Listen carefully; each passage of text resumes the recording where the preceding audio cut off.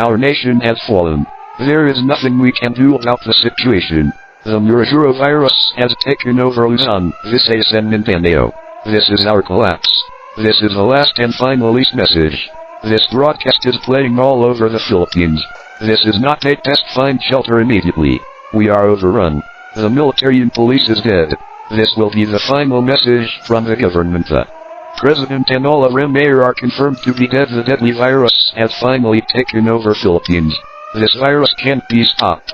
Sirens have been activated all over the Philippines as a sign of the final goodbyes of this nation. At exactly January 9th, the nation will face nuke attacks and missile attacks to prevent the virus from spreading. The nation will play its last loop and in ring. God bless.